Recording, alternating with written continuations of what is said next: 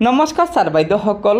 অসম চৰকাৰৰ বিত্ত বিভাগে আজি ৰাজ্যৰ চৰকাৰী কৰ্মচাৰীসকললৈ এটা বৃহৎ সুখবৰ দিছে, যাৰ দ্বাৰা ৰাজ্যৰ হাজাৰ হাজাৰ চৰকাৰী কৰ্মচাৰী উপকৃত হ'ব।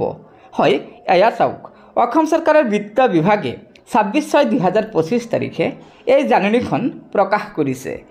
জাননীখনৰ বিষয় আছে ৰাজ্যিক PSU, NSM আৰু SSA আদিৰ চৰকাৰী কৰ্মচাৰীসকললৈ আপোন ঘৰ সুদ সাহায্য আঁচনিৰ সম্প্ৰসাৰণ।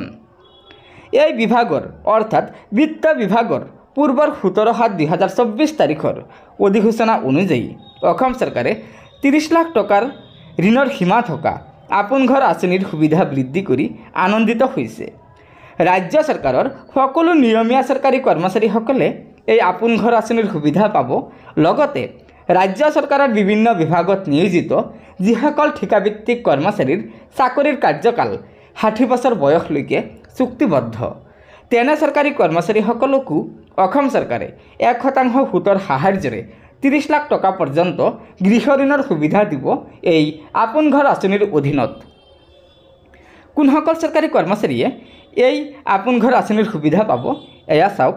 প্ৰথমতে আছে ৰাষ্ট্ৰীয় স্বাস্থ্য অভিযান অসমৰ কৰ্মচাৰীসকলে।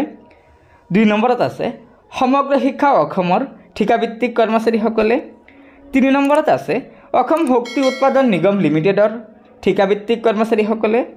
4 নম্বৰত আছে অসম শক্তি বিতৰণ কোম্পানী লিমিটেডৰ ঠিকাভিত্তিক কৰ্মচাৰীসকলে। 5 নম্বৰত আছে অসম বিদ্যুৎ গ্ৰিড নিগম লিমিটেডৰ কৰ্মচাৰীসকলে।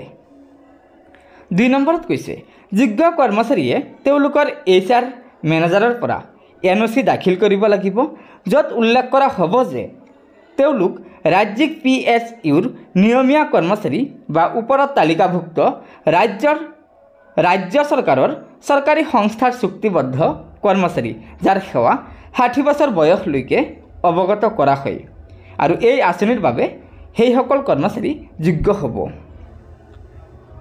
3 নম্বৰত কৈছে পদত্যাগ বা চাকৰি বাদ দিয়া অন্য কোনো ধৰণৰ ত্যাগ বা অব্যাহতিৰ পৰিস্থিতিত কৰ্মচাৰীসকলে ঋণৰ বিপৰীতে নিজৰ বেংকৰ পৰা NOC লাভ কৰিব লাগিব, যাতে ইয়াৰ পিছত ৰাজ্য চৰকাৰৰ বাবে আৰ্থিক প্ৰভাৱ নপৰে।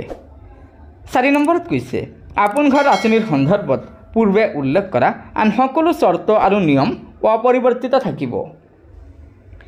গতিকে ছাৰ বাইদেউসকল, আপোনালোকে নিশ্চয় জানিব পাৰিলে যে ৰাজ্য চৰকাৰৰ অধীনস্থ যিসকল ঠিকাভিত্তিক কৰ্মচাৰীৰ চাকৰিৰ কাৰ্যকাল 60 বছৰ বয়সলৈকে আছে, সেইসকল চৰকাৰী কৰ্মচাৰীক অসম চৰকাৰে 1% সুতৰ সাহায্যৰে 30 লাখ টকা পৰ্যন্ত আপোন ঘৰ আঁচনিৰ অধীনত গৃহ ঋণৰ সুবিধা দিব। আৰু সেই কৰ্মচাৰীসকল হৈছে ৰাষ্ট্ৰীয় স্বাস্থ্য অভিযানৰ, সমগ্ৰ শিক্ষা অসমৰ, অসম শক্তি উৎপাদন নিগম লিমিটেডৰ, অসম শক্তি বিতৰণ কোম্পানী লিমিটেডৰ আৰু অসম বিদ্যুৎ গ্ৰিড নিগম লিমিটেডৰ কৰ্মচাৰীসকল। গতিকে ছাৰ বাইদেউসকল, এয়া নিশ্চয় অসম চৰকাৰৰ এটা বৃহৎ সিদ্ধান্ত, যাৰ দ্বাৰা এইসকল চৰকাৰী কৰ্মচাৰী উপকৃত হ'ব। গতিকে লগৰ বন্ধুবৰ্গক বিত্ত বিভাগৰ এই সুখবৰটো জনাই দিব, ভিডিঅ'টো শ্বেয়াৰ কৰি। লগতে নতুনকৈ অহা ছাৰ বাইদেউসকলে অনুগ্ৰহ কৰি আমাৰ এই চেনেলটো ছাবস্ক্ৰাইব কৰি ল'ব। ধন্যবাদ। জয় আই অসম।